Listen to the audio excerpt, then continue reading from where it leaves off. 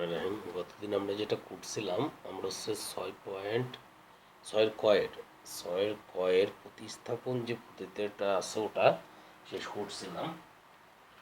এখন আমরা চলে যাব অপনয়নে। অপনয়ন পদ্ধতি। অপনয়ন কথার অর্থ কি?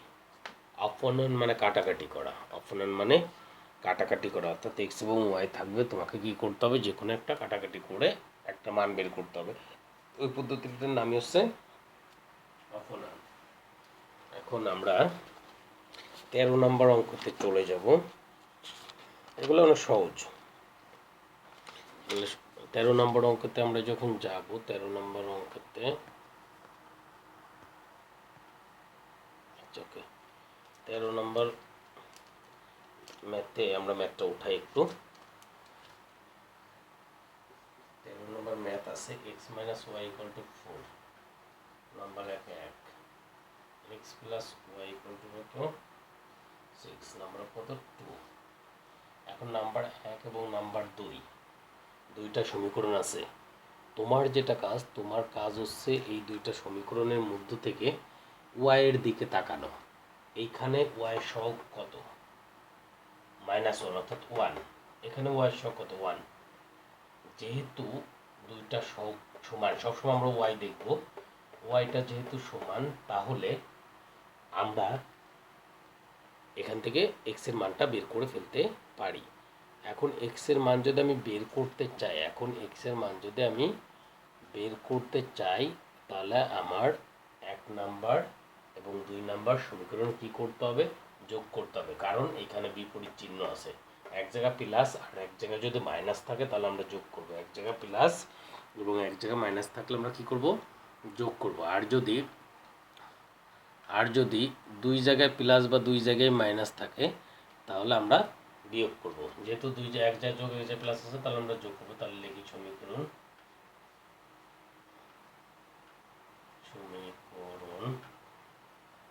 1 ও 2 যোগ করি। তাহলে x - y, তাহলে x - y = 4, x + y = 6। আমরা এটা কেটে যাই। তাহলে x আর x কত হয় 2x। এটা যোগ করলে কত 10, বা x = 10/2। অতএব x = কত হচ্ছে 5। এখন x এর মান ওই আগের মতো যে কোনো একটা সমীকরণে বসিয়ে দাও। x এর মান এখানে যে কোনো একটাতে বসানো যাবে। x এর মান 1 নং সমীকরণে বসিয়ে পাই। x এর মান যদি 1 নং সমীকরণে বসাই, তাহলে আমাদের হবে 5 - y = 4, বা -4 5 এর পাশে নিলে কি হবে -5, বা -y = -1। অতএব y = কত 1। অতএব নির্ণেয়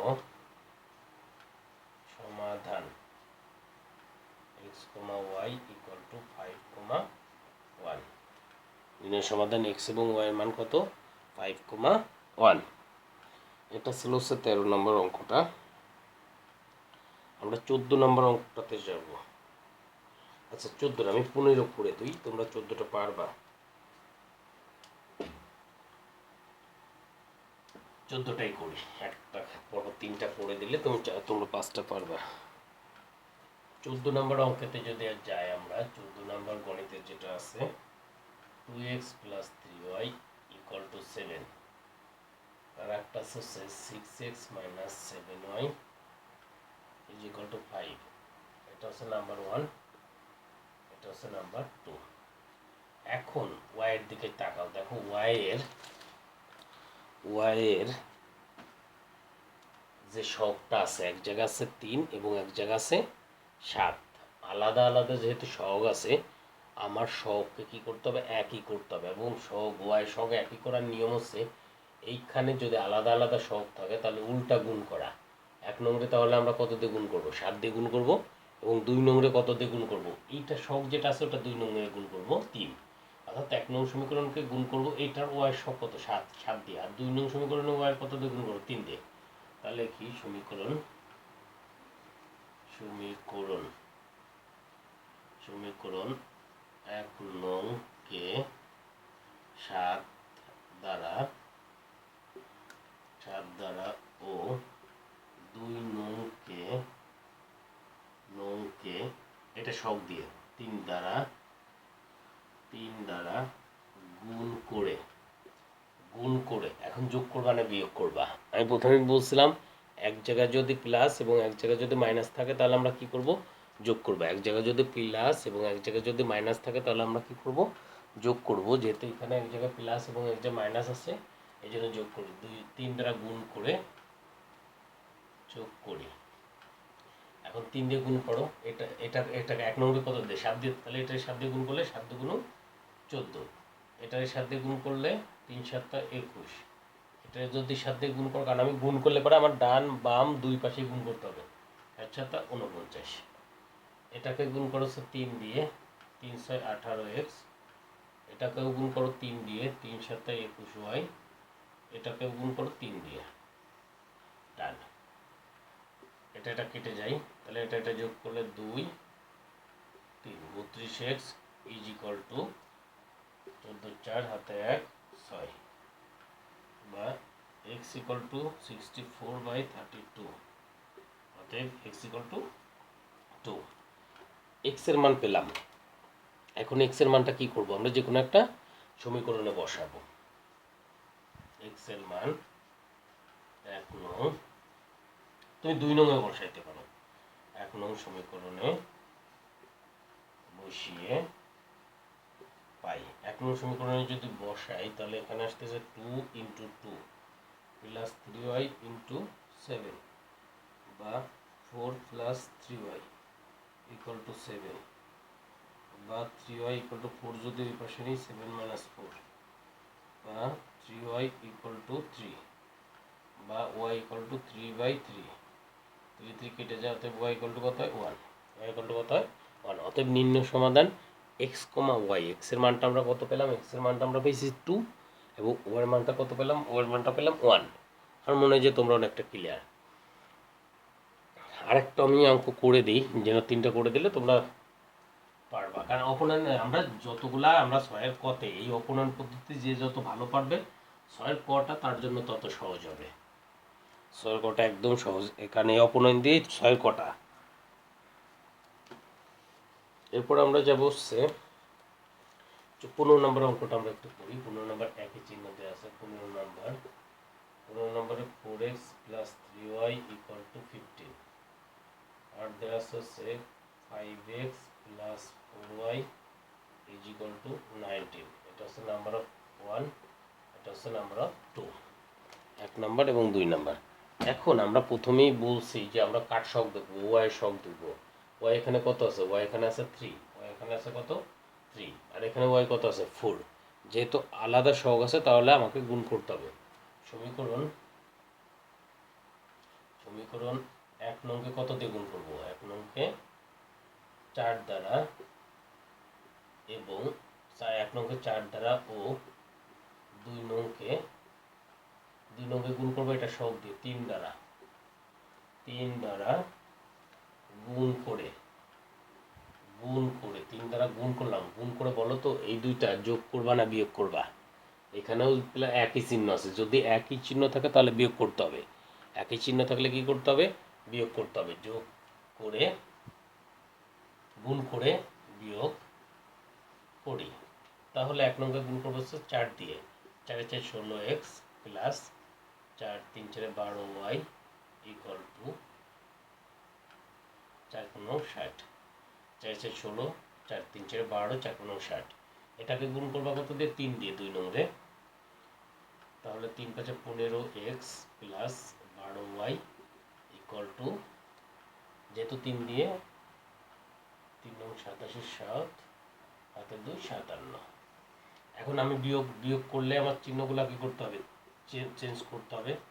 তাহলে এটা সামনে এই চিহ্ন প্লাস আস থাকবে না, মাইনাস চলে আসছে, তাহলে এটা কেটে যায়, এটা বড়টা ছিল x, বিয়োগ করলে 3। তাহলে আমি x এর মান পেয়ে গেলাম। x এর মান 1 নংয়ে বসিয়ে পাই। x এর মান যদি 1 নংয়ে বসাই 4 × 3, 4 × x এর পরিবর্তে কত 3 প্লাস 3y ইকুয়াল টু কত 15 বা 3y ইকুয়াল টু, এটা গুণ করো 12 প্লাস 3y ইকুয়াল টু 15 বা 3y ইকুয়াল টু 15 মাইনাস 20 বা 3y ইকুয়াল টু 3 বা y ইকুয়াল টু 3/3। 3/3 হলে অতএব y ইকুয়াল টু কত 1। অতএব নির্ণয় সমাধান x, y ইকুয়াল টু কত 3, 1। তাহলে আমি এখান থেকে 3টা অঙ্ক করে দিয়েছি, 13, 14, 15টা করে দিলাম। তোমরা 16, 17, 18 পর্যন্ত করে ফেলবা। 18 পর্যন্ত করে আমাকে পাঠাবা। 13 থেকে 18 করবা, করার পরে আমাকে পাঠাবে এবং যদি কোনো সমস্যা থাকে সমস্যাটা লিখে দিলে আমি অবশ্যই ওটাকে কী করবো, সলভ করব। তাহলে এটা চলে গেল।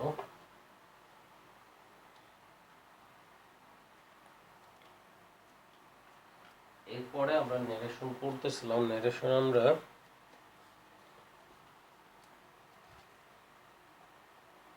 চিটাগং বোর্ড পর্যন্ত করছিলাম। আজকে আমরা করব সিলেট বোর্ড করছিলাম, বরিশাল বোর্ডটা আমরা করব। বরিশাল বোর্ড খেয়াল করো, ন্যারেশনটা আমি তুলি আর করি যাতে তোমাদের মাথায় ঢোকে। এখানে আছে give me a few grains of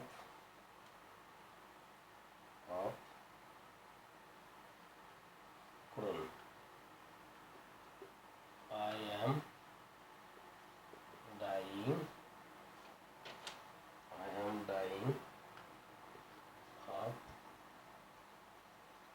hunger. Bangla united কোন শেষ।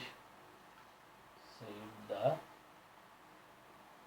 the grasshopper.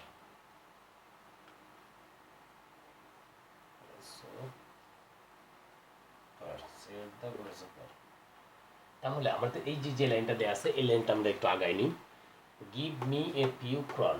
গিভ মি, এই যে সেন্টেন্সটা আছে এটা কি ধরনের সেন্টেন্স, এটা দেখতে হলে আমরা সেন্টেন্সটা যদি আমরা যাচাই করতে চাই যে এটা কি ধরনের সেন্টেন্স, তাহলে প্রথমে তুমি কাজ করবা হচ্ছে এই বাক্যটার লাস্টে তাকাও এখানে কি চিহ্ন আছে। যেহেতু ফুল স্টপ আছে তার মানে এটা অর্থাৎ প্রশ্নবোধক নেই, তারপর ইন্টারোগেটিভ না এবং কি এক্সক্লেমেটরিও না, দুইটা অটোমেটিক বাদ। আর একটা বাদ যায় সেটা হচ্ছে ইম্পারেটিভ, কারণ ইম্পারেটিভ অপটেটিভ হচ্ছে মে বা লং লিভ থাকবে। 3টা বাদ চলে গেলো, তাহলে থাকলো আমার অ্যাসার্টিভ থাকলো আর ইম্পারেটিভ থাকলো। এখন অ্যাসার্টিভ এবং ইম্পারেটিভের মধ্যে এটা কোনটা, এটা শুরু হয়েছে গিভ দিয়ে, গিভ তো কোনো পার্সন না, তাহলে এটা হচ্ছে ইম্পারেটিভ। তাহলে এটা কি বাক্য, ইম্পারেটিভ বাক্য। সেন্টেন্স নির্ণয় করাটা ক্লিয়ার। এখন আমরা ইম্পারেটিভে যাব, আমার মনে হয় একটা ক্লিয়ার হয়েছে। ইম্পারেটিভে যখন যাব তখন সেড দ্য গ্রোসফার, এরপরে তাহলে এখানে গ্রোসফার একজন কথা বলছে আর একজন বলছে আক্সড দ্য অ্যান্ট আছে। তাহলে আমি যদি এটারে, তাহলে আমাকে রিপোর্টিং স্পিচটা তৈরি করতে হবে। The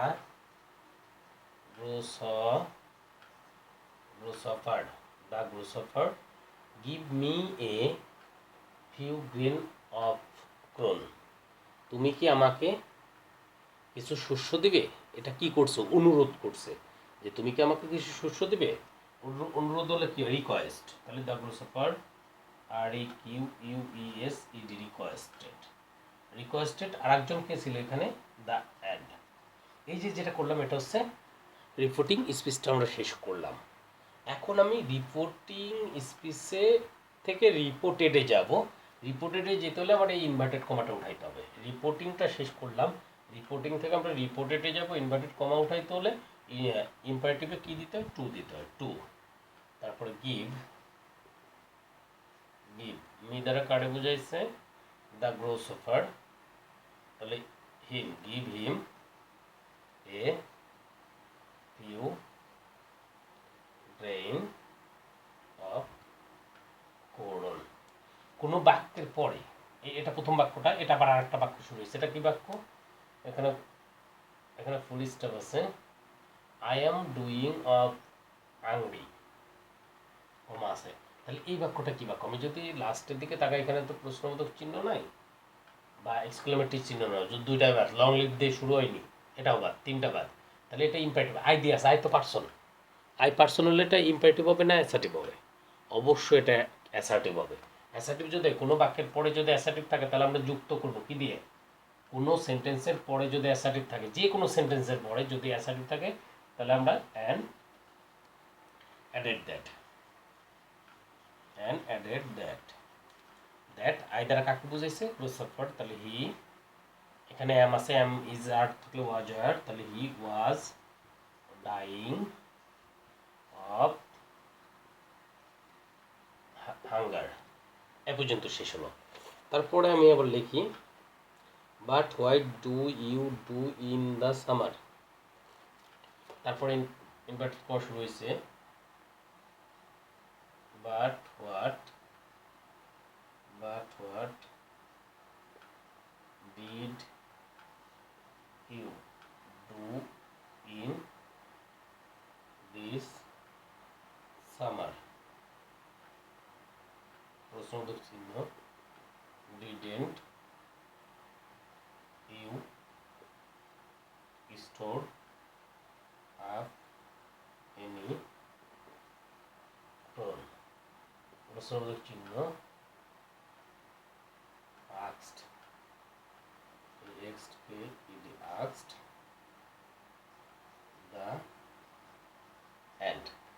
Did you stone up any crown? asked the ant. এখন এখানে অ্যান্ড হচ্ছে প্রশ্ন করছে, অ্যান্ড হচ্ছে বলছে যে তুমি গ্রীষ্মকালে what do you do in summer, তুমি গ্রীষ্মকালে কি করেছিলে? Did you store up any corn, তুমি কি কোনো শস্য জমা করনি? তুমি কি কোনো শস্য জমা করনি?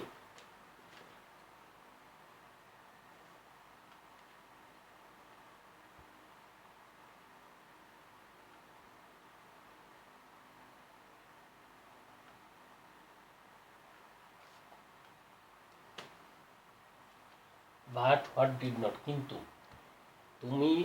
তুমি কি কোনো শস্য জমা করনি? এখানে হচ্ছে ও আশ্চর্য, আচ্ছা দেখ আমরা ওটাতে যাব না। এই যে বাক্যটা আছে এইটা কি বাক্য? প্রশ্নবোধক চিহ্ন আছে, তার মানে ইন্টারোগেটিভ। তাই এখন তোমার তাহলে রিপোর্টিংটা আগে তৈরি করতে হবে। এখন রিপোর্টিং করতে হলে আমার সাবজেক্ট লাগবে, সেক্টরের পরিবর্তে লাগবে অবজেক্ট লাগবে, তিনটা জিনিস লাগে। রিপোর্টিং, সাবজেক্ট, সেক্টরের পরিবর্তে অবজেক্ট। তাহলে এখানে সাবজেক্ট হচ্ছে দ্য অ্যান্ড, তাহলে দ্য, এখানে যেহেতু বার্ড দিয়ে বাক্যটা শুরু হয়েছিল ওই জন্য আমরা লিখতে পারি বিং, মনে রাখতে হবে being shocked,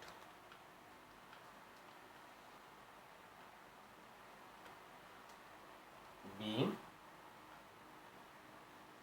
SHOCKED, shocked, being shocked. এটা হচ্ছে শুধু হচ্ছে যে বাটের জন্য বিং শকড। দ্য অ্যান্ড, এখন এটা কি বাক্য? অ্যাসার্টিভ, ইন্টারোগেটিভ থাকলে আমরা কি লিখবো? Asked the grasshopper. তাহলে আমার রিপোর্টিংটা শেষ। এই সাবজেক্ট, এই যে সেক্টরের পরিবর্তে লিখছে, এই যে অবজেক্ট। এখন হচ্ছে আমি রিপোর্টেডে যাব। রিপোর্টেডে ঢুকতে হলে আমার ইনভার্টেড কমা উঠাইতে হবে। এখন ইনভার্টেড কমা উঠাইতে হলে WH কোশ্চেনের ক্ষেত্রে আমার ইট দিতে হবে বা WH ওয়ার্ডটা দিতে হবে। এখানে হোয়াট আছে, তাহলে হোয়াট দিব, হোয়াট। অবশ্যই ডিটটা লিখতে পারবো না, সাবজেক্ট আগে লিখতে হবে। এই দ্বারা অ্যান্ড্রে বুঝাইছে, তাহলে হি, এখানে অ্যান্ড্রে বুঝাইছে, ব্র্যাকেটে দিয়ে যাও। এখানে বুঝাইছিল গ্রোসাফারে দিয়ে দাও, এখানে গ্রোসাফারে বুঝাইছিল। তাহলে হোয়াট হি, ডিড থাকলে ডু ডাজ ডিড, তিনটা ওয়ার্ড থাকলে উঠে যায়। ডিড থাকলে হ্যাড প্লাস মূল ভার্বের পাস্ট পার্টিসিপল ফর্ম হয়। তাহলে he have done, he had done in this থাকলে কি লিখতে হয়? That summer. তাহলে অ্যান্ড কাকে বললো? ওকে বললো। এবং ইন্টারোগেটিভ পরে যদি আবার ইন্টারোগেট, তাহলে an again asked, an again asked, খালি অবজেক্টটা দিতে হবে। আস্কডের পরে তো অবজেক্ট থাকে, এটা আমরা একটু আগে বললাম। অ্যান এগেইন আস্কড হিম, এখন আমরা কি করবো, আমরা এটা হলো রিপোর্টেড লিখতেছি, কিন্তু অ্যান্ড এগেইন দিয়ে যুক্ত করছে, সাবজেক্টের পরিবর্তে অ্যান্ড এগেইন, আস্কড আসছে, অবজেক্ট আসছে। এখন এই বাক্যতে যখন ঢুকবো তখনই আমার ইনভার্টেড কমা তুলতে হবে, ভাবতে হবে যে এখানে ইনভার্টেড কমা আছে, কারণ আমার রিপোর্টেড ইনভার্ট তৈরি করতে হবে। তাহলে ইফ ইউ দ্বারা বুঝেছে হি, হি মানে অ্যান্ড, হি ডিড নট থাকলে hadn't, he hadn't, he hadn't stood up any purun, he stood up any purun।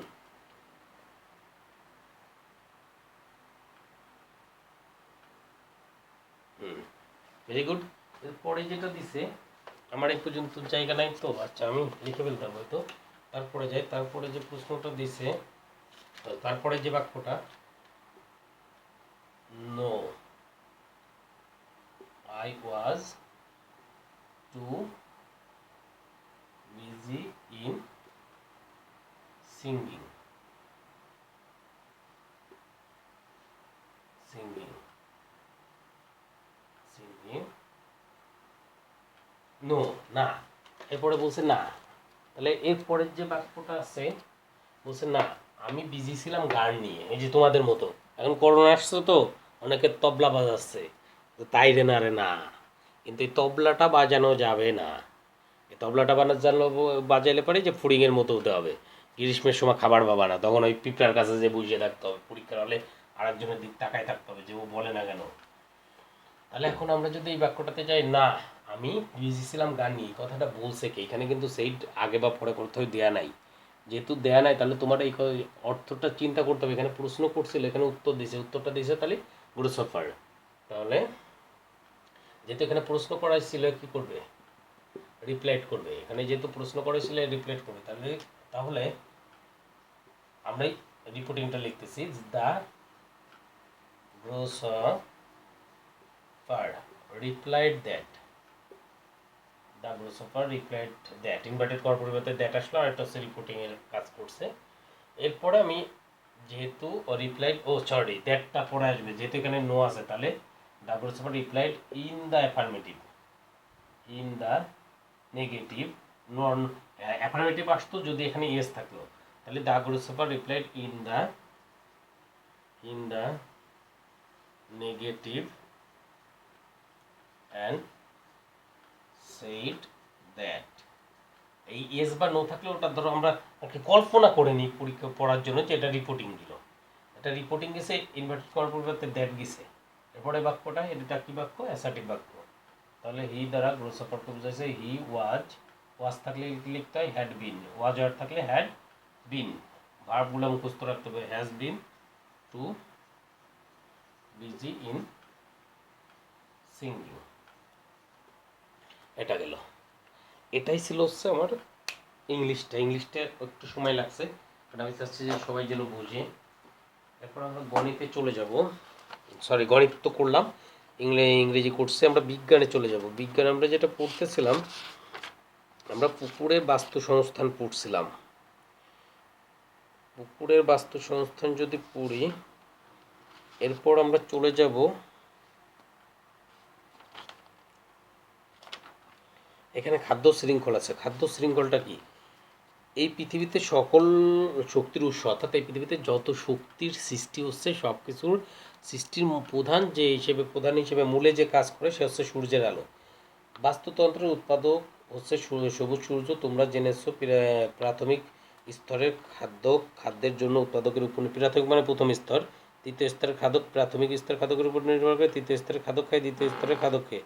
এভাবে একটি বাস্তুতন্ত্রে সকল জীব পুষ্টি চাহিদার দিক থেকে ধারাবাহিকভাবে সংযুক্ত, ফলে গড়ে ওঠে খাদ্য শৃঙ্খল। তাহলে দেখা যাচ্ছে যে উদ্ভিদের উৎস থেকে শুরু করে বিভিন্ন প্রাণীর মধ্যে একে অন্যের খাওয়ার মাধ্যমে শক্তির যে স্থানান্তর ঘটে, তাই খাদ্য শৃঙ্খল। তাহলে খাদ্য শৃঙ্খল কি, উদ্ভিদ উৎস থেকে শুরু করে বিভিন্ন প্রাণীর মধ্যে একে অন্যের খাওয়ার মাধ্যমে শক্তির যে স্থানান্তর ঘটে, ওটাকে আমরা কি বলবো, খাদ্য শৃঙ্খল। খাদ্য শৃঙ্খল যেমন ঘাস, পতঙ্গ, ব্যাঙ, সাপ, এগুলো হচ্ছে খাদ্য শৃঙ্খলের একটা উদাহরণ। তাহলে সংজ্ঞাটা পড়বো হচ্ছে উদ্ভিদ উৎস থেকে শুরু করে প্রাণীর মধ্যে বিভিন্ন প্রাণীর মধ্যে একে অন্যকে খাওয়ার মাধ্যমে শক্তির যে স্থানান্তর ঘটে, অর্থাৎ রূপান্তর ঘটে, একজনের কাছ থেকে আরেকজনে যায়, স্থানান্তর ঘটে, পরিবর্তন হয়, ওটাকে খাদ্য শৃঙ্খল বলে। এখন খাদ্য জাল কি? খাদ্য জাল হচ্ছে অনেকগুলা খাদ্য শৃঙ্খল একসাথে হয়ে যেটা তৈরি করে, ওটা হচ্ছে খাদ্য জাল। বাস্তুতন্ত্রে অসংখ্য খাদ্য শৃঙ্খল থাকে, তা নিশ্চয়ই দেখেছো। এসব খাদ্য শৃঙ্খল কোনো বিচ্ছিন্ন ঘটনা নয়, বরং বিভিন্ন খাদ্য সঙ্গে পরস্পর সম্পর্ক। খাদ্য শৃঙ্খল এই ধরনের সংযুক্তকে খাদ্য ধরনের এই ধরনের সংযুক্তকে কি বলে? খাদ্য জাল বলে। তোমরা লিখবা খাদ্য শৃঙ্খল। খাদ্য শৃঙ্খল কোনো বিচ্ছিন্ন ঘটনা নয়, বরং বিভিন্ন খাদ্য শৃঙ্খল পরস্পর সম্পর্কযুক্ত। খাদ্য শৃঙ্খলের এ ধরনের সংযুক্তিকে খাদ্য জাল বলে। শক্তির প্রবাহ। বাস্তুতন্ত্রে শক্তির প্রবাহ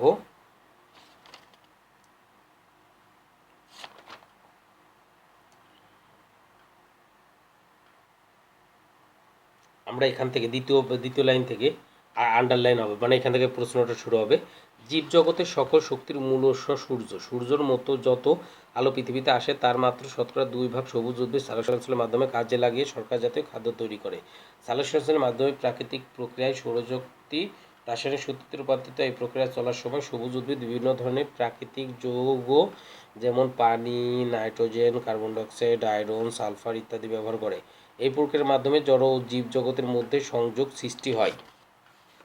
সবুজ উদ্ভিদের মাধ্যমে সূর্য শক্তি থেকে সৃষ্ট রাসায়নিক শক্তি বিভিন্ন, তাহলে সবুজ উদ্ভিদে যে শক্তিটা থাকে ওটা হলো রাসায়নিক শক্তি থাকে, বিভিন্ন প্রাণীতে খাদ্য শৃঙ্খলের মাধ্যমে স্থানান্তরিত হয়। উৎপাদক থেকে আরম্ভ করে সর্বোচ্চ খাদক, মানে তৃতীয় স্তরের খাদক, সর্বোচ্চ খাদক পর্যন্ত শক্তি রূপান্তরের সময় প্রতিটি ধাপে শক্তি হ্রাস পেতে থাকে। অর্থাৎ ধরো উদ্ভিদ যে পরিমাণ খাদ্য তৈরি করে ওইটা যদি কোনো একটা প্রাণীতে খায়, আমি ধরলাম ওটা ছাগলে খেলো, তাহলে ছাগল যে শক্তিটা পাবে ওই উদ্ভিদের যে পরিমাণ শক্তি ছিল ছাগলটা কম পাবে। এখন ছাগল যদি আমরা খাই, তাহলে আমরা যদি ছাগলটাকে খেয়ে ফেলি তাহলে আমাদের মধ্যে ছাগল থেকে আরও কম শক্তি আসবে। আমাদের যদি আবার বাঘে খাই তাহলে আমাদের যে শক্তি আছে বাঘেরও কী করবে? ওই শক্তি থেকে কম শক্তি যাবে, এটাই বলছে। তাহলে দেখা যাচ্ছে যে উৎপাদক থেকে শক্তি যায় তৃণভোজী প্রাণীর দেহে। এখানে তাহলে দেখা যাচ্ছে এই শব্দ তিনটা কেটে দিবা, তাহলে দেখা যাচ্ছে তাহলে উৎপাদক থেকে শক্তি যায় প্রাণীভোজী প্রাণীর দেহে, তৃণভোজী প্রাণীর দেহে, সেখান থেকে দ্বিতীয় স্তরের খাদক এবং দ্বিতীয় স্তরের খাদক থেকে যায় সর্বোচ্চ স্তরের খাদক। এভাবে শক্তি প্রবাহ চলতে থাকে। প্রতি স্তরে শক্তির হ্রাস পেলেও বিয়োজক যখন বিভিন্ন মৃত জীবে বজ্র পদার্থে বিক্রিয়া ঘটায় তখন অজৈব পুষ্টি দ্রব্য পরিবেশে মুক্ত হয়ে পুষ্টি ভাণ্ডারে জমা হয়, যা আবার সবুজ উদ্ভিদ কাজে লাগে। এই থেকে বোঝা যায় খাদ্যবস্তু পুষ্টিদ্রব্য চক্রাকারে প্রবাহিত হয় এবং শক্তি প্রবাহ একমুখ, অর্থাৎ খাদ্যবস্তুর পুষ্টি প্রবাহটা চক্রাকারে। অর্থাৎ আমরা একটা উদ্ভিদ থেকে যে কোনো তৃণভোজী প্রাণী খায়, ওটাকে আবার মাংসাশী যারা ওরা খায়, ওরা আবার মরে যায়, মরে গেলে বিয়োজিত হয়, বিয়োজিত ওই শক্তিটা আবার উদ্ভিদে চলে আসে। এটা হচ্ছে চক্র আকারে ঘুরতে থাকে এবং এটা একদিক থেকেই যায়, অর্থাৎ ওই মানুষ থেকে কখনো ছাগলে যেতে পারবে না, ছাগল থেকে উদ্ভিদে যেতে পারবে না, অর্থাৎ একদিক থেকেই যাচ্ছে। এই জন্য এটাকে বলা হচ্ছে একমুখী খাদ্য শৃঙ্খল।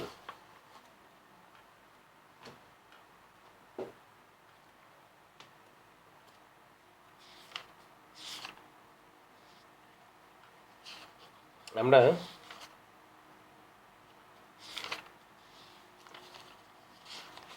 সমাজটা পড়তেছিলাম, সমাজ আমরা দ্বিতীয় অধ্যায় পড়ছিলাম, দ্বিতীয় অধ্যায়টা আঁকায় দিচ্ছিলাম একটা প্রশ্ন। তোমরা চলে যাবো 16 পৃষ্ঠায়, ভেরি ভেরি ইম্পর্ট্যান্ট একটা প্রশ্ন, গতবার এটা আসেনি, এবার আসার সম্ভাবনা 90%। এখানে বলছে 7ই মার্চ ভাষণের গুরুত্ব বর্ণনা করো। বঙ্গবন্ধু 7ই মার্চের ভাষণ ছিল বাঙালির মুক্তি সনদ। এই ভাষণ সারা বাংলাদেশে এখান থেকে শুরু করে 7ই মার্চের যে এইখান থেকে সামরিকের পরে যে বঙ্গবন্ধু 7ই মার্চ ভাষণ ছিল বঙ্গবন্ধুর মুক্তি সনদ, এই ভাষণ সারা বাংলা এখান থেকে শুরু করে এই পৃষ্ঠার হয় পর্যন্ত। ভালো করে আবার দেখো, এখান থেকে শুরু হবে, এখান থেকে শুরু হয়ে এই পৃষ্ঠার হয় পর্যন্ত। এটা 7 মার্চের ভাষণের গুরুত্ব বর্ণনা করো।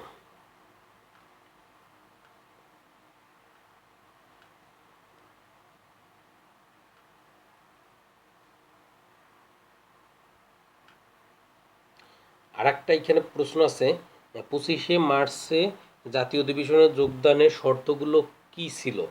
সামরিক আইন প্রত্যাহার, নির্বাচিত গণপ্রতিনিধির কাছে ক্ষমতা হস্তান্তর, সেনাবাহিনীর গণহত্যা তদন্ত, সৈন্যদের ব্যারাকে ফিরে যাও। এই চারটা পড়বা, এই চারটা এটা হচ্ছে সংক্ষিপ্ত একটা প্রশ্ন হয়। আর এই প্রশ্নটা, এই দুইটা প্রশ্ন পড়ে আমাকে পাঠাবা লিখে। এরপর আমরা ধর্ম পড়তেছিলাম। হজরত আয়েশা আমাদের শেষ হয়ে গিয়েছিল। হজরত আয়েশা যদি শেষ হয়, আমরা সামনে আপাতত আগাবো না, আমরা চলে যাব প্রথম অধ্যাতে। প্রথম অধ্যাতে আমরা প্রথম সেমিস্টারে আমাদের রিসালাত পর্যন্ত পড়া হয়েছে, নবুয়াত পড়া হয়েছিল, নবুয়াত পড়া হয়েছে। আখিরাতে আমরা যাব।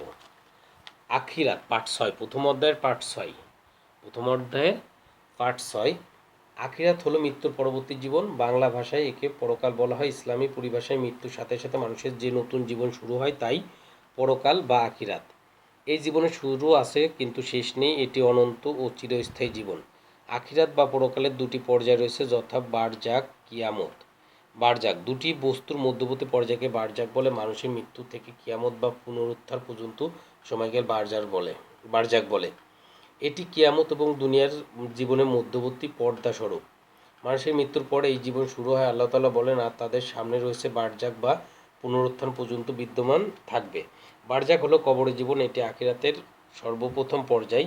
বারজাক জীবনে মানুষ দুনিয়ায় ভালো আমলের কারণে শান্তি ভোগ করবে আর খারাপ আমলের কারণে শাস্তি ভোগ করবে। কিয়ামত, তারপরে কিয়ামত অর্থ দণ্ডায়মান ওঠা। ইসলামী পরিবেশে কবর থেকে মানুষ উঠে সেদিন আল্লাহর সামনে দণ্ডায়মান হবে, তাই একে বলা হয় কিয়ামত। কিয়ামতে মানুষকে পুনরায় জীবিত করা হবে, এরপর নেককারদের জান্নাতে এবং পাপীদের জাহান্নামে প্রবেশ করানো হবে। আখিরাত, আখিরাতে আকায়েদের অন্যতম গুরুত্বপূর্ণ বিষয়। আখিরাতের প্রতি ঈমান আনা অপরিহার্য।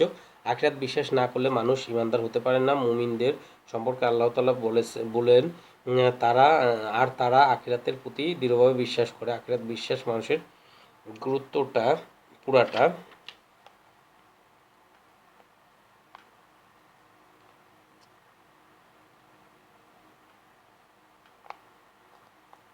তোমরা এখান থেকে পড়বে। আখিরাত কাকে বলে, আখিরাতের কয়টা পর্যায় ও কি কি, আর হচ্ছে বারজাক কাকে বলে, বারজাক কাকে বলে, কিয়ামত কাকে বলে। তাহলে আখিরাত কাকে বলে, আখিরাতের পর্যায় কয়টি ও কি কি, বারজাক কাকে বলে, কিয়ামত কাকে বলে, প্রথম লাইন করে বলেটা খালি, আর গুরুত্বটা সম্পূর্ণটা পড়বা। এই প্রশ্নটা পড়ে লিখে আমাকে সেন্ড করবা। বাই, কালকে আবার দেখা হবে।